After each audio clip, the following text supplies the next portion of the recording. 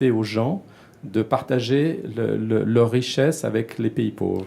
Alors, monsieur, ça, c'est votre vision du monde, n'est-ce pas une vision complètement mécaniste? Nous, ce que nous prônons, c'est effectivement une société civile de plus en plus universelle, avec le respect des peuples, le droit de se nourrir eux-mêmes, le droit de se développer localement. C'est le rôle des gouvernements de s'occuper de redistribution, mais chaque fois d'une manière démocratique.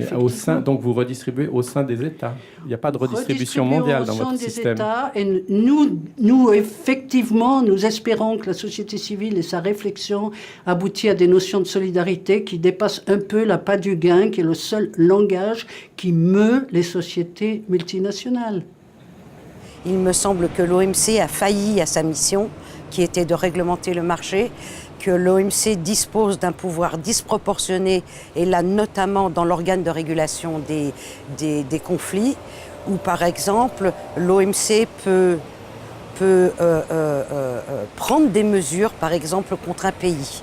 C'est un pouvoir que ne possède même pas l'ONU. Et ce pouvoir, il va au-delà et il empêche le fonctionnement démocratique d'un certain nombre de pays. Clé de voûte de la nouvelle gouvernance, la Chambre des différends de l'OMC applique aux litiges entre membres les règles acceptées auparavant à l'unanimité. Ici, la Nouvelle-Zélande reproche à l'Australie de bloquer ses pommes depuis 30 ans sous un faux prétexte sanitaire. L'OMC reconnaît le droit de se protéger pour des raisons de santé publique, mais pas d'en abuser. L'accès à la salle est réservé aux médiateurs et aux délégations, mais les débats sont retransmis dans une salle annexe d'accès libre pour toute personne intéressée, journalistes, avocats, militants d'ONG ou producteurs de pommes. Les juges de l'organe d'appel sont nommés pour plusieurs années de manière à représenter les différentes parties du monde. Mais chacun d'eux doit prêter serment d'arbitrer sans a priori, national ou autre. Juro solemnemente que cumpliré honrada, imparcial, independiente y concienzudamente y de conformidad con las normas de la Organización Mundial del Comercio los deberes como que me corresponden como miembro del órgano de apelación de la Organización Mundial del Comercio.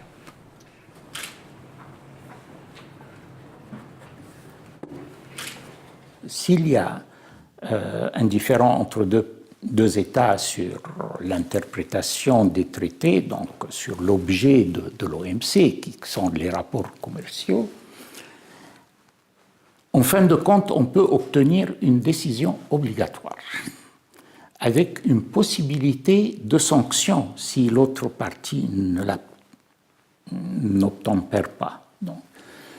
Et ce système n'existe pas dans les autres branches des rapports économiques. Il n'y a pas de système avec une issue obligatoire. Ce serait, à mon avis, une amélioration fondamentale, mais est-ce qu'il y aura la volonté politique de se soumettre à une telle discipline? Parce que c'est une discipline de se soumettre. La révolution à laquelle je nous appelle repose sur l'idée que les institutions spécialisées puissent intervenir dans les litiges internationaux, notamment les litiges commerciaux, par le biais de questions préjudicielles. Bâtissons ensemble cette nouvelle gouvernance mondiale pour que l'OIT puisse avoir son mot à dire auprès de l'OMC, du FMI, de la Banque mondiale, dès lors que seront en jeu les normes fondamentales que l'OIT est en charge de faire respecter. L'organe d'appel agit vraiment comme un tribunal, c'est-à-dire le but et les limites de la fonction est qu'on applique le droit comme il est, et non pas selon ses appartenances idéologiques, géographiques ou politiques. L'idée d'avoir un système de règlement de différends qui aboutit à une issue obligatoire est une très bonne chose. Est-ce que ça pourrait remplacer une gouvernance démocratique ? le droit qui n'est pas issu d'une volonté générale n'est pas un bon droit. Donc la démocratie est très importante au niveau législatif. Mais une fois qu'on a les règles de comportement, c'est important d'avoir une manière de les appliquer et de contrôler, de suivre et de contrôler le résultat. Et s'il y a différent, que ce soit réglé selon le droit et non pas selon les rapports de force, qui est la seule alternative. Ce n'est pas la démocratie qui est l'alternative. We have to see what policy we have to find and enhance on a global level, and what on a regional level, and then how we implement and we translate that into action on national level. And in trend, it is clear we have to strengthen local governance. And for people, I think the issue of global commons towards local commons is an important one. We got substantially all the universe now, and now we're going into what the numbers mean, what the needs are, the project level, the specific project level, sometimes even at the local level, not just at the national level. Where are the bottlenecks? What are the applications that are going to give us more sort of bang for the buck, as the expression goes? Certains problèmes sont à traiter à l'échelle globale. C'est là qu'un Parlement mondial ou au moins une représentation par continent serait utile. En attendant, quelques leaders du monde se rencontrent au G8. Ils ont été élus pour défendre des intérêts nationaux. Et personne ne se fait élire en expliquant que le niveau de vie va baisser, qu'il faudra partager ses richesses avec le voisin et que le jeu de l'avion a ses limites. Pas sûr qu'ils le comprennent d'ailleurs. On peut être élu sans être économiste. Je crois qu'ils ont compris le fait que la finance était mondialisée. Je crois qu'ils ont compris que c'était un système qui n'était pas assez régulé. Je ne crois pas qu'ils aient compris comment le système financier marchait et par quel mécanisme il était capable de fabriquer à certains moments beaucoup de prospérité et à d'autres, comme on le voit aujourd'hui, de grandes catastrophes. Et donc je pense que de manière générale, la société civile ne comprend pas, n'a pas de connaissance, n'a pas de maîtrise de la finance parce que simplement elle ne comprend pas les phénomènes correspondants. Comment peut-on agir sur un système si on ne l'a pas étudié ? La société civile est d'autant plus mal informée que les médias ont installé l'OMC dans le rôle du grand méchant loup, responsable de tous les maux de la planète. Sacrée performance pour une organisation qui n'a pas encore 15 ans. Une campagne d'affichage l'a même accusée de subventionner la surpêche. No, the WTO does not provide subsidies to fisheries. It's the WTO members, or some WTO members, who provide subsidies to fisheries. So in a way, the poster is somewhat misleading because it says WTO stop giving subsidies to fisheries. It's an approximation or a simplification of what really happens. The WTO does not provide subsidies to fisheries, but some members of the WTO do. L'image de méchant de l'OMC dans l'opinion des pays riches est tellement enracinée qu'elle s'auto-entretient. Un cas d'école en communication. Why this message and not another message? I mean, the underlying question is, were you afraid of being seen as a friend of the WTO? Was Oceana reticent to be seen as working with the WTO? That's the underlying... Oh, okay, yeah. Okay? Did you do this on purpose so that you were giving a message, but at the same time you were not being seen by everybody as Oceana is friends with the WTO, hence it's not a good organization. You see the... Yeah, I know where I know where they're... You see where they're going. Mm-hmm. Okay. This message and this poster was very important because the WTO has this historic opportunity in the work that it's doing here to control subsidies and help prevent overfishing. And for that, we think there's a great opportunity.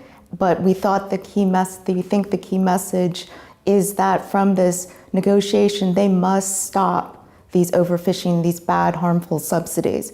We think that this is the appropriate and a strong venue to do that. Jusqu'ici, les médias sont toujours le grand oublié de la discussion. Or, c'est à mon avis un outil majeur pour d'abord faire passer l'information et ensuite organiser la pression de l'opinion publique pour que les choses changent, qu'elles changent en temps utile.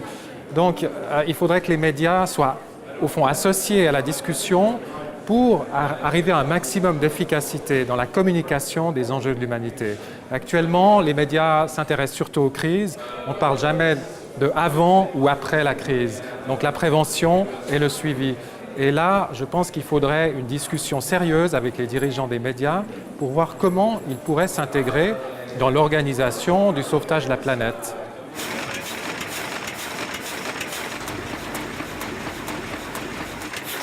En fait, les médias sont comme tout le monde. Ils ont besoin de gagner de l'argent. Et pour en gagner, mieux vaut hurler avec les loups haro sur le baudet que de tenter d'expliquer les choses comme elles sont. Beaucoup plus complexes qu'elles ne paraissent.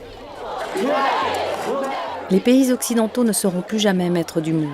Paysans et jeunes des pays riches, ils estiment ne pas avoir à partager avec les vrais pauvres du Sud, mais n'aiment pas à le reconnaître. L'extrême gauche diabolise ainsi l'OMC en temple du capitalisme, alors qu'elle symbolise en fait la montée en puissance des pays émergents. Les jeunes, qui manifestent contre elle en réclamant la levée du blocus de Cuba, savent-ils que le régime castriste en est membre depuis sa création et que l'Union européenne, les États-Unis ou la Chine peuvent y être condamnés sur plainte d'un petit pays tropical ? La démission des politiques a entraîné une crise absolument majeure et nous pensons que ce n'est pas l'OMC de résoudre cette crise, c'est à l'ONU. Et que la chose marchande, elle doit absolument passer sous le contrôle de la Déclaration universelle des droits de l'homme et des conventions internationales. Est-ce qu'on peut dire que l'OMC est antidémocratique, que les décisions sont prises sans consulter les peuples ? Non, du tout, mais il revient de la responsabilité exclusive des gouvernements de consulter les différentes composantes de leur société. Cela ne relève pas de la responsabilité de l'OMC. Cela est de l'intérêt des négociations et de l'intérêt de tous les membres de l'OMC. Parce qu'à ce moment-là, il est certain que quand une négociation avance, quand une régulation est en train de se mettre en place, que tous les groupes intéressés ont été effectivement consultés. En tant que socialiste, qu'est-ce que ça fait d'être le grand patron du symbole du capitalisme ? Oui, enfin, tout dépend ce qu'on appelle être socialiste et ce qu'on appelle le grand symbole du capitalisme. L'OMC n'est pas le grand symbole du capitalisme. En tout cas, si c'est un symbole du capitalisme, c'est pas un symbole du capitalisme sans régulation.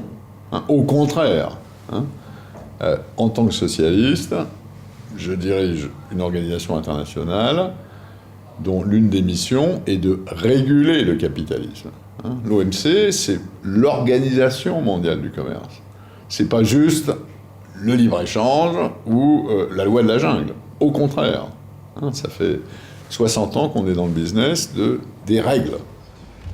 Organe suprême de l'OMC, le Conseil général réunit les 153 ambassadeurs des États membres. Chacun d'eux, souverain, a le droit de veto sur chaque décision. Tout se passe dans un silence feutré. Les discours ne sont pas amplifiés, mais chacun peut les entendre dans sa langue grâce à son oreillette et au travail des interprètes. Les lobbies, finalement, c'est quelque chose qui a resté pendant très longtemps plutôt dans la tête de ceux qui observaient l'OMC que dans l'OMC elle-même. À partir d'un moment, surtout à partir du moment où il y a eu des pays en développement contre les pays développés, je crois que le rôle des lobbies et surtout le rôle des ONG a quelque peu changé.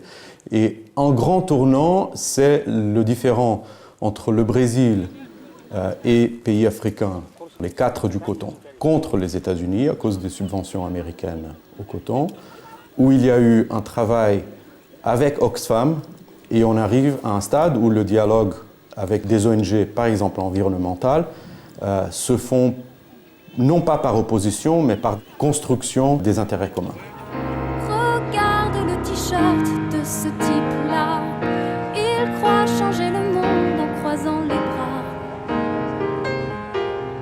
on voit se reproduire à l'échelle du monde ce qu'on voyait au XIXe siècle se faire à l'échelle des nations.